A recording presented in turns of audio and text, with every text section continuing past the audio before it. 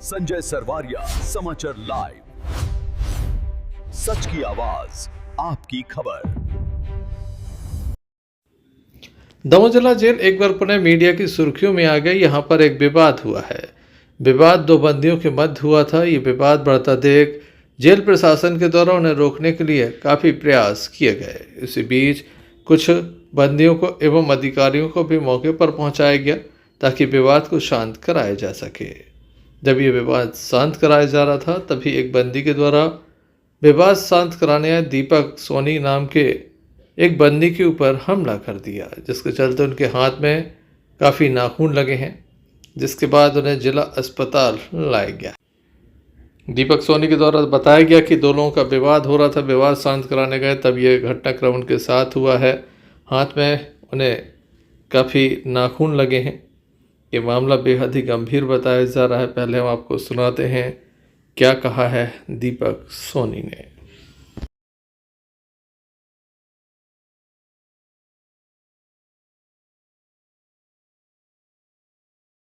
खराचे हीलंग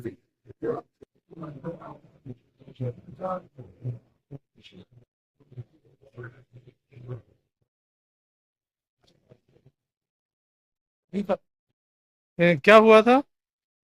नहीं ऐसे बोलो मतलब झगड़ा झगड़ा किया इस विचार में थोड़ा सा क्या नाम है जिसके नाखून वगैरह आपको लगे हैं? जेल में हुई थी लड़ाई उनकी? मतलब ऐसे ही हुआ था। तो आपको क्या हुआ फिर? उसलिए मतलब नाक वगैरह नॉच हुई थी। क्या नाम है जिसने नोच है? क्या नाम है जिसने नोच दी आपको? फिर डॉक्टर क्या बोले?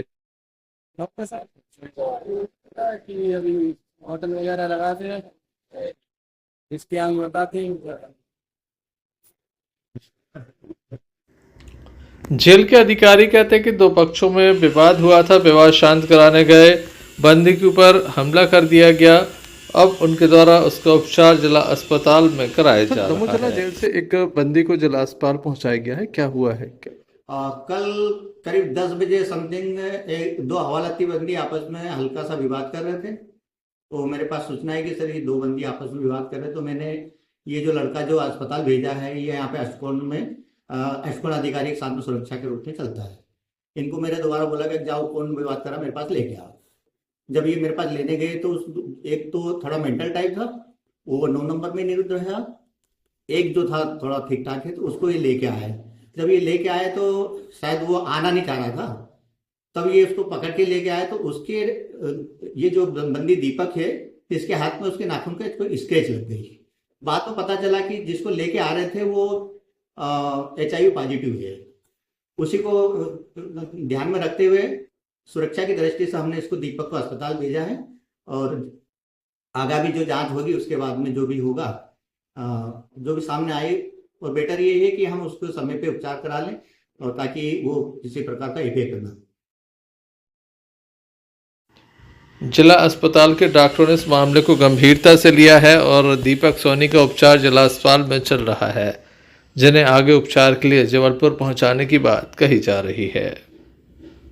वहीं जिला जेल में एक बार पुनः विवाद का मामला सामने आया है। संजय सरवारिया, समाचार लाइव, सच की आवाज, आपकी खबर। लखनादौन का रहने वाला अमित बंजारा दमोह पहुंचा। किन कारणों से पहुंचा इसका खुलासा नहीं हुआ। आज उसका शव देखा गया। इस संबंध में परिवार के लोगों को कोई जानकारी नहीं है। बताया जाता अपनी बहन को लेने के लिए नरसिंहपुर गया था, अचानक दमोह पहुंच गया। रेलवे ट्रैक पर उसकी लाश मिली है और साथ ही वहां पर मोटरसाइकिल भी खड़ी है। उसका मोबाइल गायब है और एक जो बैग उसके पास था वह भी नहीं मिला।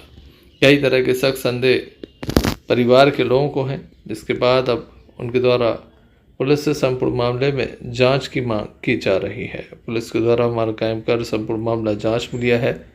हेनोरिया थाना अंतर्गत बताया जाता है कि आलू के समीप रेलवे ट्रैक पर ये अमित बंजारा का शव मिला है। क्या नाम था इनका? अमित बंजारा। क्या करते थे ये पढ़ाई करते थे। फिर क्या हुआ? कहाँ के रहने वाले हैं? ग्राम मलखेड़ा, जिला सिवनी, तहसील लखनऊ के रहने वाले। तो यहाँ क्यों आए थे, क्या है? ये गया था उसकी सिस्टर को लेने के लिए, अभी नई नई शादी हुई थी तो फर्स्ट वार लेने के लिए गया था कहाँ पे शादी हुई थी? नर्सिंग स्कूल में। अच्छा। तो वहां से मतलब वो अचानक दीदी को बोला कि मैं आ रहा हूँ नाश्ता करके घूम के थोड़ा सुबह सुबह में। तो वहां से जो निकला तो फिर वापस घर गया नहीं। फिर दीदी ने लगाई फोन, बोले भैया अभी तक नहीं आए हैं। फिर हमने भी पता किए तो हमको ऐसे देखते देखते शाम हो गई। तो शाम को लगभग 8 बजे समथिंग अपने दमोह से मैं रूम के लिए गए हैं, क्या बोलते हैं होटल के लोग क्या कैलाश से कुछ करके होटल है। तो वहां से हमारे पास फोन गया, उसका मोबाइल गुम गया था तो उसने उसके छोटे भाई का नंबर दिया अतुल बंजारा का। तो उन्होंने कॉल किया मतलब परिचित के लिए कि भाई सही नंबर है कि नहीं। तो हम लोगों को पता चला कि भाई इधर कैसे पहुंचा। तो हम लोगों ने तुरंत वहां से रवाना कि भाई ये कैसे पहुंचा। ऐसे करके हम लोग इधर आए और सुबह में किसी पुलिस वाले सर ने हमारे बादशाह में गाड़ी थी उसके पास, तो गाड़ी के जरिए हमारे पास बादशाह में फोटो भेज दिए। तो हमने पहचान लिए भैया तो हमें वो तो दमोह में किसी से कुछ उनकी नहीं, कुछ नहीं था। घर में भी खुशी से गया है सर। अभी 2 दिन पहले सर उसका बर्थडे था, बढ़िया खुशी से रहा है वो सबके साथ। दीदी के यहाँ गया, वहां भी खुशी से रात रहा है सर। एक रात दीदी के यहाँ रहा है और सुबह में वहां से निकला है, उसके बाद पता नहीं सर।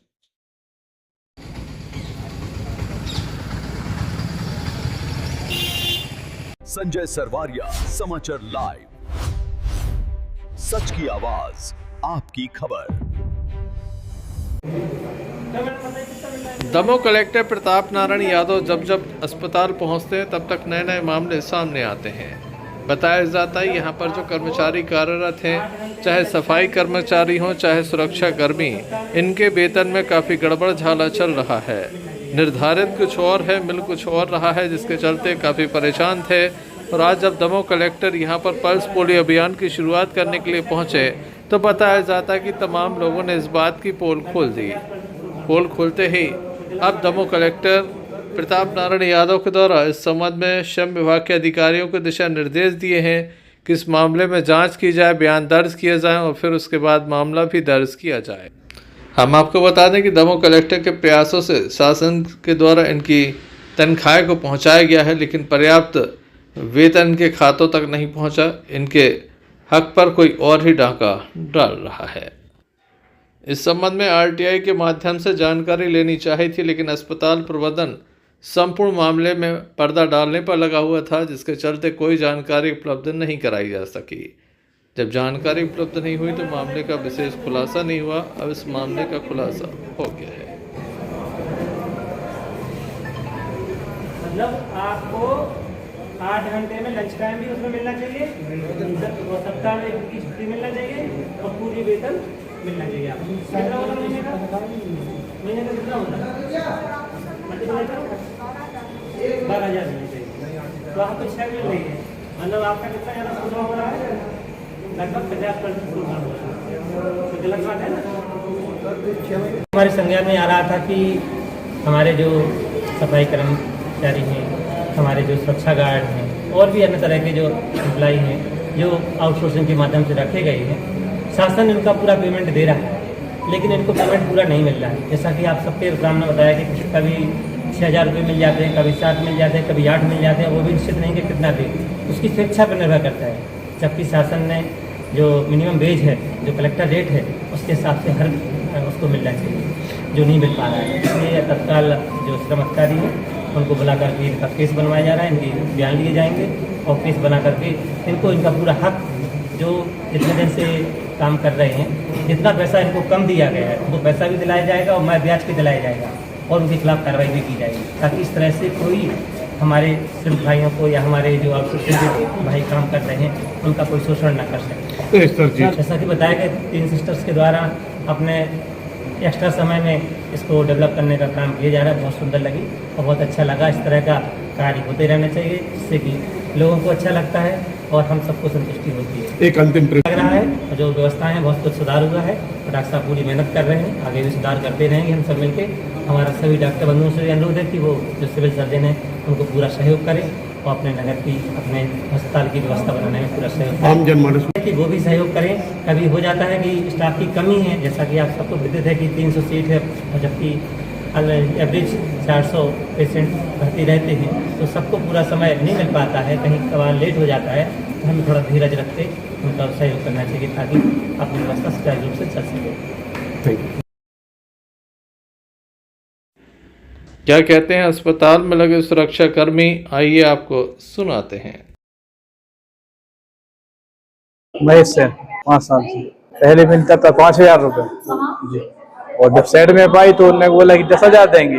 अब वो भी फिर क्लियर नहीं है, 10,000 आ रहे हैं, 6,000 आ रहा है कि 5,000। कलेक्टर साहब बोल रहे थे कि अभी तक का वेतन है, मैं ब्याज के दिलवाएंगे पूरा। पुष्पेंद्र कुमार हैवान, कलेक्टर साहब ने यह आश्वासन दिया है, जो हम लोग को पेमेंट कम मिलती है उसका पूरा निराकरण करवाएंगे और हम लोग को जो 1 हफ्ते में छुट्टी नहीं मिलती वो भी दिलाएंगे। कलेक्टर साहब ने आश्वासन दिया। अभी कोई सर हम लोग को फिक्स वेतन नहीं मिलता, किसी के अकाउंट में 8,000 डाल देते, किसी के अकाउंट में 6,000 डाल, किसी के अकाउंट में 9,000 डाल देते। हम लोग सेट में अब से 1 साल हो गया हम लोग को, आज तक की पीरियड में कोई फिक्स पेमेंट नहीं आई हम लोग की। जी, मेरा नाम चंपा हरवाल है। मैं यहाँ गार्ड में, सुरक्षा गार्ड में काम करती हूँ और 3 साल से कर रही हूँ। कभी 6,000 आता है, कभी 8,000 आता है, मतलब फिक्स नहीं आता है। जी, कलेक्टर साहब मिले, उन्होंने आश्वासन दिया है कि जो हम लोग की पेमेंट आती थी आधी अभी नहीं आ रही है, वो बोल रहे मैं ब्याज समेत दिलाएंगे। कभी 6,000 ही आता है, कभी 8,000 आ जाता है। 6 घंटे काम होता है और नाइट में पूरा 8-12 घंटे रहता है। जो हमारे घर की स्थिति सुधरेगी, हमारे बच्चों का भी भविष्य बनेगा, हम लोग को भी सहयोग मिलेगा। नहीं, छुट्टी नहीं मिलती है। दमोह कलेक्टर के आश्वासन के बाद कर्मचारियों में विश्वास जागा है कि उनका शेष वेतन मिल जाएगा और जैसा कि कहा जा रहा है कि ब्याज सहित दिलाया जाएगा। अब इन्हें उस पल का इंतज़ार है जब उनका शेष वेतन इन्हें मिलेगा। साथ ही इन्हें कोई काम से नहीं निकाल सकता, इसकी गारंटी भी दमोह कलेक्टर के द्वारा ली गई है। देखने लायक होगा क्या मामला दर्ज होता है और कब तक कार्रवाई।